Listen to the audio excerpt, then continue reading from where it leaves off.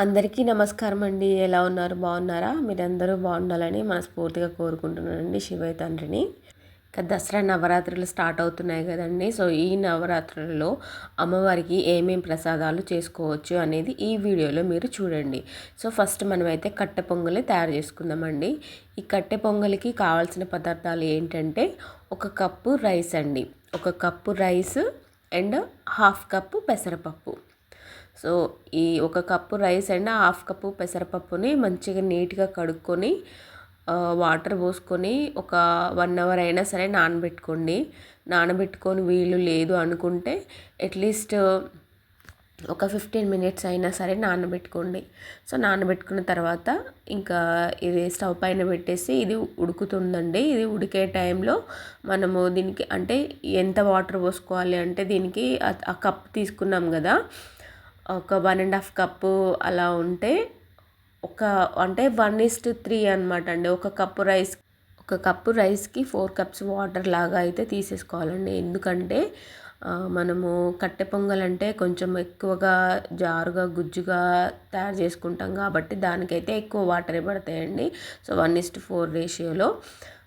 Next ఇంకా అది ఉడికేలోపు మనం పోపు వేసేసుకోవాలి. అందులో జస్ట్ కొంచెం నెయ్యి, జీలకర్ర అండ్ ఆవాలు అండ్ మనకి పచ్చిమిర్చి, ఎండుమిర్చి, కరివేపాకు, కొంచెం ఇంగువ, మిరియాల పొడి, ఉప్పు ఇవంతా కలిపేసుకొని ఇంకా ఇందులో యాడ్ చేసుకున్న తర్వాత కొంచెం సేపటికి అయితే ఇది ఉడుకుతుందండి. అంటే మనం ఎక్కువసేపు నానబెట్టుకుంటే ఫాస్ట్గా ఉడుకుతుంది 15 మినిట్స్లో.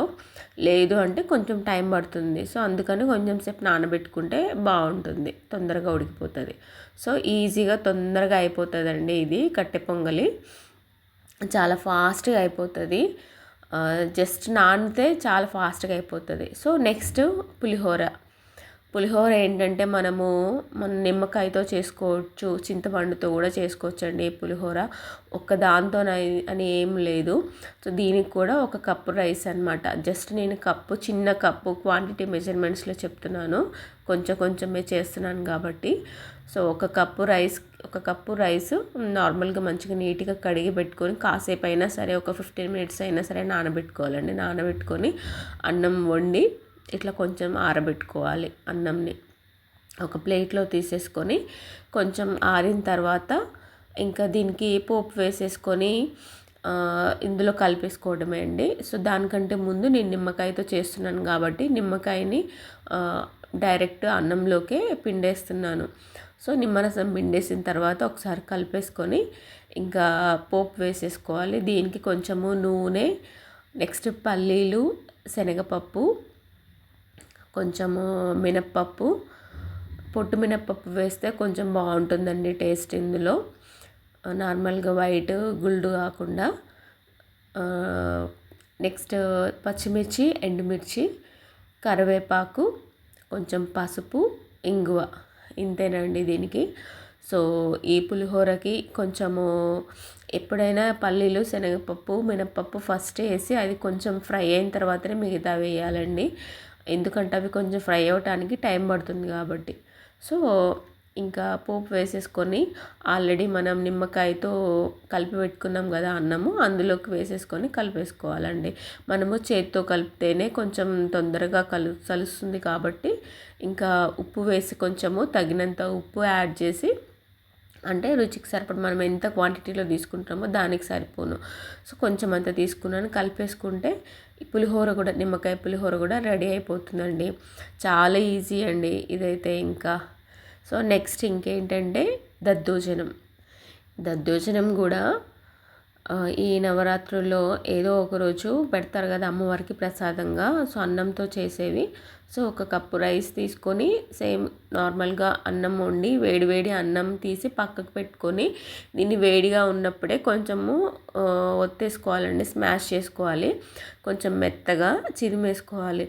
సో ఇట్లా ఎందుకంటే వేడిగా ఉన్నప్పుడే అది కొంచెం తొందరగా మెత్తపడుతుంది అనమాట. అది చల్లారేలోపు మనం పోపు వేసుకుందాం. దీనికి కొంచెం నెయ్యిలో ఆవాలు, జీలకర్ర, అల్లము, శనగపప్పు, మినప్పప్పు, కొంచెం కరివేపాకు, మిరియాలు ఇవన్నీ వేసి కొంచెం ఫ్రై అయిన తర్వాత అల్లం పచ్చివాసన పోయిందాక కొంచెం ఫ్రై అవనిచ్చి ఎండుమిర్చి పచ్చిమిర్చి కూడా వేసుకొని అవి కూడా ఫ్రై అయిన తర్వాత మనము ఇది కొంచెం సేపు అంటే ఈ పోపు వేసుకున్నాం కదా, సో ఈ పోపు అనేది చల్లారేలోపు మనం అన్నం ఇందాక చిదిమి పెట్టుకున్నాం కదా స్మాష్ చేసి, సో అందులో కొంచెం 1 కప్పు పెరుగు వేసుకొని అందులో ఇంకొక కప్పు పాలు కూడా యాడ్ చేసుకొని కలుపుకోవాలండి. సో మెత్తగా కలిపేసుకోవాలి మొత్తము.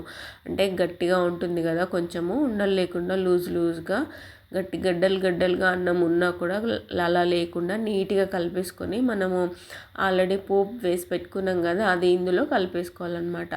సో ఇంకా దీనికి రుచికి సరిపడా కొంచెం ఉప్పు అనమాట. మనం ఎంత క్వాంటిటీ తీసుకుంటే దానికి సరిపడా కొంచెం ఒక పావు టీ స్పూనే పడుతుందండి, ఎక్కువ పడదు. సో ఉప్పు కూడా కలిపేసుకుంటే ఇంకా మనకి దద్దోజనం కూడా రెడీ అయిపోతుందండి, కమ్మటి దద్దోజనం. సో నెక్స్ట్ ఏంటంటే బెల్లం అన్నం అనమాట. అమ్మవారికి చాలా ప్రీతికరం అండి బెల్లం అన్నం అంటే. సో ఈ బెల్లం అన్నానికి కూడా నేను 1 కప్పు రైస్ తీసుకొని దాన్ని నీట్గా శుభ్రంగా కడుక్కొని వాటర్ పోసుకొని ఒక 1/2 అవర్ అయినా సరే ఏవైనా సరే నేను కొంచెం నానబెట్టుకున్న తర్వాతనే చేస్తానండి. సో ఇంకా అన్నం పెట్టిన తర్వాత అది ఉడికేస్తుంటుంది. సో మొత్తం మెత్తగా ఉడికి కొంచెం ఇంకా మెత్తబడుతుంది అన్న టైంలో మనము ఏ కప్తో రైస్ తీసుకుంటామో అదే కప్తో బెల్లం వేసుకొని అది కూడా కరిగిపోయి అన్నం దగ్గరికి వచ్చేటట్టు ఉడికించుకోవాలి. సో నెక్స్ట్ అందులో కొంచెం నెయ్యి వేసుకొని ఇంకా కొంచెం అది సిమ్లో పెట్టుకుని ఉడికేలోపు మనము డ్రై ఫ్రూట్స్ వేయించుకుందామండి. ఇందులో కొంచెం నెయ్యి వేసుకొని కొంచెం పచ్చి కొబ్బరి, నెక్స్ట్ నేను జీడిపప్పు వేయట్లేదండి, బాదం పప్పే వేస్తున్నాను. సో ఇవి కొంచెము డ్రై రోస్ట్ చేసేసుకోవాలి. మంచిగా రోస్ట్ చేసుకున్న తర్వాత ఆల్రెడీ ఉడికింది కదా అన్నం దగ్గరికి ఉడికేస్తుందండి. సో ఇప్పుడు ఇందులో వేసుకొని కొంచెం ఇలాచీ పౌడర్ కూడా వేసుకొని కలిపేసుకుంటే మనకి బెల్లం అన్నం రెడీ అయిపోతుందండి. సో అమ్మవారికి అన్నంతోనే చేసినవి చాలా ప్రీతికరం అండి. మనకి లలిత సహస్రనామంలో చాలా వరకు అక్కడక్కడ వస్తాయి కదండి. సో అన్నంతో చేసినవే చాలా వరకు అమ్మవారికి ఇష్టంగా ఉంటుంది కాబట్టి అన్నంతో చేసినవే ఎక్కువ పెట్టడానికి ప్రిఫర్ చేయండి. సో నెక్స్ట్ రవ్వ కేసరి అనమాట. ఈ రవ్వ కేసరి కూడా చాలా ఫాస్ట్గా అయిపోతుందండి. సో ఈ రవ్వ కేసరికి ఫస్ట్ అయితే మనము ప్యాన్ పెట్టేసుకొని కొంచెం నెయ్యి వేసుకొని కొంచెం బాదం పప్పు, నెక్స్ట్ అంటే జీడిపప్పు కూడా వేసుకుంటారు కానీ నేను వేయట్లేదండి. మీరు ఎవరైనా చేస్తే జీడిపప్పు కూడా వేసుకోండి. జీడిపప్పు నెక్స్ట్ కిస్మిస్ వేసుకొని కొంచెం అవి మంచి గోల్డెన్ బ్రౌన్లోకి వచ్చిన తర్వాత అవి ఓన్లీ అంతవరకు నెయ్యి రాకుండా తీసేసుకొని అందులో 1 కప్పు రవ్వ వేసుకోండి. సో ఆ కప్పు రవ్వ అది కొంచెం ఫ్రై అవ్వాలి మంచిగా. నెయ్యిలో ఫ్రై అవుతుంటే కొంచెం సేపటికి మంచిగా కొంచెం కలర్ చేంజ్ అవుతుందండి రవ్వ. సో ఆలోపు మనము అందులోకి వేసుకోవటానికి అంటే చల్లనీళ్ళు కాకుండా కొంచెం వేడి నీళ్ళు పెట్టుకొని వేడి చేసిన నీళ్ళు వేసుకుంటే ఏంటంటే ఎక్కువ ఉండలు కట్టకుండా తొందరగా ఉడికిపోతుంది. లేదంటే చల్లటి నీళ్ళు వేసుకుంటే మనం ఎక్కువసేపు కలపాల్సి వస్తుంది అనమాట. అందుకని వేడిగా ఉన్న నీళ్ళు ఒకేసారి పోయకుండా కొంచెం కొంచెంగా పోసుకుంటూ కలుపుకోవాలి. ఒకేసారి పోస్తే కొంచెం ఎక్కువ పొంగు వచ్చేస్తుంది పైకి.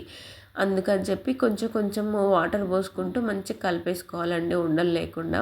సో ఈజీగా కలిసిపోతుంది రవ్వ, ఎక్కడ ఉండలు చుట్టుకోదండి. సో మంచిగా నీట్గా ఇట్లా ఉడికేస్తుంది అనమాట లైట్గా. ఇంకా అది కొంచెం ఉడుకుతుంది అన్న టైంలో మనము ఏ కప్పుతో అయితే రవ్వ తీసుకున్నామో అదే కప్పుతోని చక్కెర తీసుకొని ఇంకా ఇందులో వేసేసుకోవాలి. ఈ చక్కెర కూడా ఈ రవ్వలో కరిగిపోయి మంచిగా ఉడుకుతుందండి. సో ఇదంతా కరిగిపోయి మంచిగా ఉడికి ఇంకా ప్యాన్కి పట్టుకోకుండా పైకి వస్తుంది. అంటే మంచిగా ఉడికి అది మనం ఇట్లా కలుపుతున్నప్పుడు అలా ప్యాన్కి పట్టుకోకుండా సపరేట్ అవుతుందండి. సో ఇప్పుడు ఈ టైంలో మనము ఇలాచీ పౌడర్ అండ్ మనము ఆల్రెడీ వేయించి పెట్టుకున్నాం కదా బాదం పప్పు అండ్ కిస్మిస్, అవి కూడా ఇందులో వేసేసుకొని కలిపేసుకోవాలి. కొంచెం నెయ్యి కూడా వేసుకుంటే ఇంకా ఫ్లేవర్ బాగుంటుంది. సో ఇంతేనండి రవ్వ కేసరి. చాలా ఫాస్ట్గా ఏవైనా సరే ప్రసాదాలు చాలా ఫాస్ట్గానే అయిపోతాయండి. బట్ కొంచెం ఓపిక ఉండాలి అంతే. చాలా ఫాస్ట్గా అయిపోతాయి ప్రతిదీ కూడా. సో రవ్వ కేసరి, వేడి వేడి రవ్వ కేసరి రెడీ అయిపోయిందండి. సో ఇంకా అమ్మవారికి మనము ఇన్ని ప్రసాదాలు చేస్తున్నామని కాదండి, భక్తి ముఖ్యము. మెయిన్ భక్తితోనే చేయాలి ఏదైనా సరే. సో ఈ రవ్వ కేసరి తర్వాత నెక్స్ట్ గారెలండి. ఇవి అల్లం మినప గారెలు. సో దీనికి కూడా గారెలకి 1 కప్పు మినప్పప్పు తీసుకొని నీట్గా కడిగి పెట్టుకొని ఒక 3 గంటలు అయినా సరే నానబెట్టుకోవాలండి.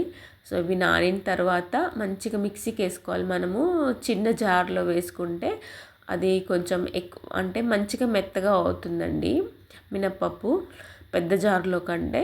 నెక్స్ట్ ఇంకా మంచిగా మెత్తగా వాటర్ ఎక్కువ పోయకుండా, అసలు వాటర్ కూడా ఎక్కువ పోయొద్దండి. జస్ట్ కొంచెంగా పోసుకుంటూ కలిపేసుకొని అందులో కొంచెము పచ్చిమిర్చి, అల్లం తురుము, జీలకర్ర అండ్ కరివేపాకు, కొంచెం ఉప్పు వేసుకొని కలిపేసుకొని ఇంకా బాండీలో ఆయిల్ పెట్టేసుకొని మనకి ఎన్ని చేస్తున్నామో దానికి తగ్గట్టు సో వేసేసుకొని ఇంకా మనము వేసేటప్పుడు కొంచెం వాటర్లో చెయ్యి అద్దేసుకొని ఇలా పిండి తీసుకుంటే ఆటోమేటిక్గా మనకి చెయ్యి నుండి విడిపోతుందండి బాండీలో వేసినప్పుడు.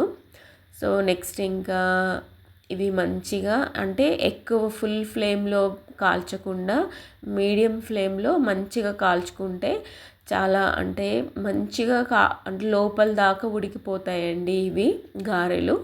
సో ఇవి ఇంకా కాసేపటికి మంచిగా ఈ కలర్ వచ్చిన తర్వాత ఇంకా వెంటనే తీసేసుకోవాలి. సో అలాగే మిగతా గారెలు కూడా వేసేసుకోవాలి. అన్ని గారెలు వేసేసుకున్న తర్వాత అల్లం మినప గారెలు అండి ఇవి. సో అల్లం మినప గారెలు కూడా రెడీ అయిపోయాయి అన్నమాట. సో చూసారా ఎంత చక్కగా ఫాస్ట్గా అయిపోయాయి అల్లం మినప గారెలు. సో మనకి ఇంకా నెక్స్ట్ అయితే చక్కెర పొంగలి అండి. ఇది చక్కెర పొంగలి కూడా అంటే ఇది కూడా అన్నంతోనే పెసరపప్పుతోనే చేస్తారు కదా. సో ఏవైనా సరే అన్నంతో చేసినవి అమ్మవారికి చాలా ఇష్టం అండి.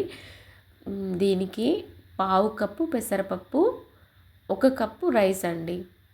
మనం ఏ క్వాంటిటీ ఒక గ్లాస్ తీసుకున్న అందులో 1/2 గ్లాస్ పెసరపప్పు అట్లా. సో దాన్ని మంచిగా అంటే బ్రౌన్ కలర్ మంచిగా వేయించుకోవాలండి. వేయించుకున్న తర్వాత ఇంకా మనము కప్పు రైస్ ఇంకా పెసరపప్పు 2 కలిపి మంచిగా కడిగి కాసేపు నానబెట్టుకోవాలి. కాసేపు ఇది నానబెట్టుకోకపోయినా పర్వాలేదండి, ఎందుకంటే చాలా మెత్తగా అవ్వాల్సిన పని లేదు చక్కెర పొంగలి. సో వెంటనే ఇంకా స్టవ్ మీద పెట్టేసి అది ఉడుకుతూ ఉంటే అందులోకి మనకి పాకం కోసం కొంచెం మనం ఏ కప్తో అయితే తీసుకుంటామో ఆ కప్లో 1/4 కప్పు బెల్లము, ఒక 1/4 కప్పు చక్కెర వేసేసుకొని అవి కొంచెం తీగ పాకంలాగా అంటే మరీ వాటర్ లాగా కరిగిందాకా కాకుండా కొంచెం లైట్ తీగ పాకం వచ్చిన దాకా మనం దాన్ని వేడి చేసుకోవాలండి. సో ఈ బెల్లం చక్కెరని ఇది మంచిగా దగ్గరికి అయ్యి కొంచెం తీగ పాకంలాగా వస్తుంది. సో ఇక్కడ అన్నం కూడా ఉడికేసిందనమాట. పెసరపప్పు నెక్స్ట్ అన్నం కూడా ఇంకా ఉడికేసి కొంచెం వాటర్ ఇంకుతున్నాయి అన్న టైంలో ఇంకా ఆల్రెడీ రెడీ అయినటువంటి ఆ తీగ పాకాన్ని మనము ఇందులో వేసేసుకోవాలండి. సో వేసుకొని అవి బెల్లం పాకంతో కలిసి దగ్గరికి ఇంకా కొంచెం దగ్గరికి ఉడికిన దాకా సిమ్లో పెట్టుకొని ఉడకబెట్టుకుంటే ఇట్లా దగ్గరికి అవుతుందండి. సో ఇట్లా దగ్గరికి అయినప్పుడు ఇంకా దించేసుకుంటే మనకి ఇంకా కొంచెం చల్లారిన తర్వాత ఇంకా కొంచెం గట్టి పడుతుంది. సో దాంట్లోకి మనము కొంచెం నెయ్యిలో బాదం పప్పు నెక్స్ట్ కొబ్బరి 2 ఫ్రై అయిన తర్వాత ఆల్రెడీ మనకి దగ్గర అయింది కదండి అన్నము, ఇందులో వేసుకొని ఇందులో కొంచెము ఇలాచీ పౌడరు, కొంచెం నెయ్యి కూడా పడుతుందండి. సో కొంచెం అంటే ఆల్రెడీ ఫ్రై చేసిన దాంట్లో ఉన్న నెయ్యి వేసేసుకొని ఇంకా కొంచెం నెయ్యి కూడా వేసుకోవాలి. ఎక్కువ వేసుకునే వాళ్ళు ఉంటే వేసుకోండి, నేనైతే వేయట్లేదు. సో కొంచెం నెయ్యి నెక్స్ట్ ఇంకా కొంచెం యాలకుల పొడి. అయితే ఇందులో మెయిన్ ఇంగ్రీడియంట్ ఏంటంటే పచ్చకర్పూరం అండి. ఇదే దీనికి ఫ్లేవర్ అనమాట, మొత్తము ఇదే అనమాట. సో ఇది పచ్చకర్పూరం వేస్తే అప్పుడు చక్కెర పొంగలి అంటే అది ఒక ఆ ఫ్లేవరు, ఆ రుచి అనేది మెయిన్ దానివల్లే వస్తుందండి. ఆ ఫ్లేవర్ అసలు భలే వెరైటీగా ఉంటుంది. సో అదే అనమాట మెయిన్ ఇంగ్రీడియంట్ ఇందులో మనకి పచ్చకర్పూరం. సో ఇంకా కలిపేసుకున్న తర్వాత ఇంకా స్టవ్ ఆఫ్ చేసేసుకొని ఇంకా మనకి సర్వ్ చేసుకోవడమే అండి. సో వేడి వేడిగా చక్కెర పొంగలి రెడీ అయిపోతుంది. ఇంకా ఈ నవరాత్రుల్లో అయితే అమ్మవారికి ఒక్కొక్క ప్రసాదం ఒక్కో రోజు పెట్టేయండి మీరు కూడా చేసేసుకొని. సో నేనైతే ఈ 10 ప్రసాదాల వరకైతే మీకు చూపిస్తున్నానండి. ఏ ప్రసాదాలు ఏ రోజు ఏంటి అనేది నేను షార్ట్లో పెడతాను. సో నెక్స్ట్ అయితే ఇంకా మీరు కూడా చేసి అమ్మవారికి పెట్టి అమ్మవారి ఆశీర్వాదాలు అందరి మీద ఉండాలని కోరుకుంటున్నానండి. సేమియా పాయసం అండి ఇది. ఇంకా దీనికైతే నేను కొంచెం ప్యాన్లోకి తీసేసుకొని కొంచెం నెయ్యి, 1 కప్పు మామూలుగా ఈ బాంబినో ఉంటుంది కదా సేమియా, సో దీన్ని వేసుకొని మంచిగా గోల్డెన్ బ్రౌన్ కలర్ వచ్చేంత వరకు నీట్గా ఫ్రై చేసుకోవాలండి. ఒక 5 మినిట్స్ అంటే స్లో ఫ్లేమ్లో పెట్టుకొని మంచిగా ఫ్రై అయిన తర్వాత 1 కప్కి ఒక 4 కప్పుల పాలైనా సరే తీసుకొని మంచిగా వేడయ్యి అవి బాయిలింగ్ వచ్చే టైంలో మనము ఫ్రై చేసుకున్నటువంటి సేమియా అందులో వేసేసుకొని పాలల్లో సేమియాని ఉడుకుతుందండి. మంచిగా దగ్గరికి ఉడికి కొంచెం మెత్తగా అవుతుంది. చాలా ఫాస్ట్గానే ఉడుకుతుంది ఇందులో సేమియా, ఎక్కువ టైం ఏం తీసుకోదు. సో ఇది ఇంకా ఉడుకుతుంది. ఈ టైంలో మనకి కాసేపు అయిన తర్వాత ఒక 5 మినిట్స్ అయిన తర్వాత కొంచెం దగ్గరికి అయి ఉడుకుతుంది. సో అప్పుడు మనం 1 కప్పు, మనం ఏ కప్తో అయితే సేమియా తీసుకున్నామో అదే కప్తో ఒక 3/4 కప్పు చక్కెర ఇందులో వేసేసుకొని యాలకుల పొడి వేసుకొని కలుపుకొని కొంచెం సేపు అయితే సిమ్లో పెట్టి కాసేపు ఉంచితే అది ఇంకొంచెం దగ్గర పడుతుందండి. సో ఇట్లా ఉన్నప్పుడే మనము దించేసుకుంటే ఇది కొంచెం చల్లారిన తర్వాత కొంచెం దగ్గరికి పడ్డా కూడా మనకి ఎట్లాంటి ఇబ్బంది లేకుండా ఉంటుంది, గట్టిగా అవ్వకుండా ఉంటుంది. సో దీనికి ఆల్రెడీ ఫ్రై చేసి పెట్టుకున్నటువంటి ఇంకా బాదం, డ్రై ఫ్రూట్స్ అవన్నీ వేసేసుకొని ఇందులో కలిపేసుకుంటే వేడి వేడిగా సేమియా పాయసం అయితే రెడీ అయిపోతుందండి. అమ్మవారికి అయితే ఈ 9 రోజులు కూడా ఎంతో నిష్టగా మనము అమ్మవారిని ప్రార్థించి పూజలు చేసుకొని భక్తి మెయిన్ అండి, మెయిన్ భక్తి ఉండాలి. ఆ రకాల ప్రసాదాలు ఈ రకాల ప్రసాదాలు అని కాకుండా అంటే హడావిడి పడకుండా మనకి ఏది తోచింది, మనకి ఏది వీలైతే అదే అమ్మవారికి చేసి పెట్టుకుని 9 రోజులు కూడా అమ్మవారిని మంచిగా ఆరాధిస్తే మనం అనుకునే అన్నీ నెరవేరుతాయండి మనకి. సో నేనైతే ఇంకా ఈ ప్రసాదాలు అయితే మీకైతే చూపిస్తున్నాను. మీరు కూడా ఒక్కొక్క రోజు ఒక్కొక్క ప్రసాదము రెడీ చేసి అమ్మవారికి నైవేద్యంగా పెట్టండి. ఇంకా సేమియా పాయసము ఇది కూడా రెడీ అయిపోయింది. సో అన్నంతోనే కాకుండా ఇట్లా సేమియాతో కూడా. సో ఇది ఏంటంటే పాలన్నం అండి, బెల్లం పాలన్నం. ఇందాక బెల్లం అన్నము ఓన్లీ బెల్లంతో చేశాను కదా, సో ఇది పాలతో అనమాట. దానికి కూడా 1 కప్పు రైస్ సేమ్ మామూలుగా కడిగి మంచిగా వాటర్ పోసుకొని ఒక 1/2 అవర్ అయినా సరే నానబెట్టుకోవాలండి. సో అది ఉడికే టైంలోకి మంచిగా మెత్తగా ఉడుకుతుంది కదా, ఆ టైంకి బెల్లం వేసుకొని సో బెల్లం కూడా కరిగి మంచిగా దగ్గరికి అన్నం ఉడికిన దాకా ఉండాలి. అన్నం దగ్గరికి ఉడికిన తర్వాత అప్పుడప్పుడు మధ్య మధ్యలో కలుపుతూ ఉండాలండి, ఎందుకంటే ఒక్కొక్కసారి అడుగంటిపోతుంది దగ్గరికి అయ్యేసరికి. సో అక్కడ దగ్గరికి అయిన తర్వాత పాలు వేసుకొని అందులో మంచిగా అన్నము కలుపుకొని పాలు వేసిన తర్వాత కొంచెం లూజ్ అవుతుంది. సో ఇది కూడా దగ్గరికి అయిన దాకా కొంచెం దగ్గరికి చిక్కబడ్డదాకా సిమ్లో పెట్టుకొని ఉడికించుకోవాలన్నమాట. సో ఇందులో యాలకుల పొడి, నెక్స్ట్ మనము ఫ్రై చేసి పెట్టుకున్నటువంటి బాదం పప్పు, ఇంకా నెక్స్ట్ ఇంకా ఏమంటారు కొబ్బరి, జీడిపప్పు, ఇవన్నీ ఏవైతే అవి మనము డ్రై రోస్ట్ చేసుకొని మంచిగా ఇందులోకి యాడ్ చేసుకుంటే మనము క్షీరాన్నం అంటారు కదా, పాలతో చేసినటువంటిది. అమ్మవారికి బెల్లంతో చేసిన, పాలతో చేసిన అమ్మవారికి చాలా ఇష్టమైన నైవేద్యాలండి ఇవి. సో అన్నంతోనే చాలా రకాలుగా చేయొచ్చు. అమ్మవారికి చాలా ఇష్టమైనవి అన్నంతో చేసిన ఏ పదార్థమైనా కూడా. సో నెక్స్ట్ ఇదేంటంటే కొబ్బరన్నం అండి. సో చెప్పాను కదా మీకు, అన్నంతోని ఎన్ని రకాలుగా అయినా సరే అమ్మవారికి చేసి పెట్టొచ్చండి. అన్నంతో చేసిన ప్రసాదాలు అంటేనే అమ్మవారికి చాలా ప్రీతికరం అన్నమాట. సో ఈ కొబ్బరన్నాన్ని కూడా ఒక కప్పు రైస్ తీసుకొని అన్నం వండి వార్చి పెట్టుకోవాలండి, ఆరబెట్టుకొని పక్కకు పెట్టుకోవాలి. సో దానికి ఏంటంటే పోపులోకి కొంచెము ప్యాన్ పెట్టుకొని ఇందులో ఈ కళాయిలో కొంచెము ఆయిల్ వేసుకొని అందులో శనగపప్పు, మినప్పప్పు, ఆవాలు, జీలకర్ర, నెక్స్ట్ అవి కొంచెం ఫ్రై అయిన తర్వాత అల్లం ముక్కలు, పచ్చిమిర్చి అండ్ కరివేపాకు ఇవి కూడా వేసుకొని అల్లం పచ్చి వాసన పోయిందాకా ఫ్రై చేసుకోవాలి. ఫ్రై చేసుకున్న తర్వాత ఇందులోకి మనము ఒక కప్పు తురుము అనమాట. కొబ్బరిని మనం తురుముకోవచ్చు, లేదంటే మిక్సీకైనా వేసుకొని మెత్తగా మిక్సీకి వేస్తుంటే చాలా మెత్తగా అయిపోతుందండి. అందుకని మనము తురిమి పెట్టుకుంటే కొంచెం బాగుంటుంది, పేస్ట్ లాగా అవ్వకుండా. సో ఒక కప్పు కొబ్బరి కూడా వేసుకొని మంచిగా అది కొంచెం పచ్చివాసన పోయిందాక ఒక 2 మినిట్స్ ఫ్రై చేసుకోవాలన్నమాట. సో ఇది కూడా కొంచెం అన్నీ కలిసి ఒక 2 మినిట్స్ ఫ్రై అయిన తర్వాత మనము ఆల్రెడీ అన్నం వండి పెట్టుకున్నాం కదా ఆరబెట్టుకొని, సో ఆ అన్నాన్ని ఇందులోకి యాడ్ చేసుకోవాలన్నమాట ఇప్పుడు. సో అన్నాన్ని ఇందులో కలిపేసుకొని మంచిగా గడ్డలు లేకుండా దగ్గరికి నీట్గా కలిపేసుకుంటే ఇంకా కొబ్బరి అన్నం అయితే రెడీ అయిపోతుందండి వేడివేడిగా. సో అమ్మవారికి ప్రసాదాలు ఏవైనా సరే అన్నంతో చేసినవి చాలా చాలా ఇష్టం అండి. మీకు చాలాసార్లు చెప్తున్నాను. సో అన్నంతో మీకు వీలైనన్ని ఏవైనా సరే ఎన్ని రకాలుగా అయినా సరే చేసి అమ్మవారికి పెట్టొచ్చు.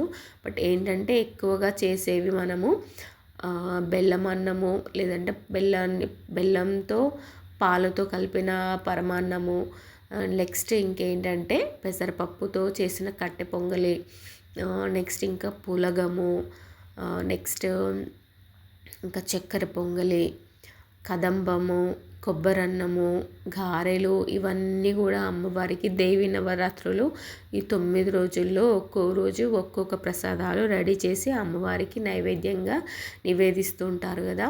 సో ఇవన్నీ చక్కగా చేసుకొని మంచిగా అమ్మవారిని ప్రార్థించి మనసారా మనం అనుకున్నవి అనుకున్నట్టు జరిగేలాగా దీవించి అమ్మవారి అనుగ్రహము మనందరి మీద ఉండాలని అందరూ కూడా కోరుకోండి.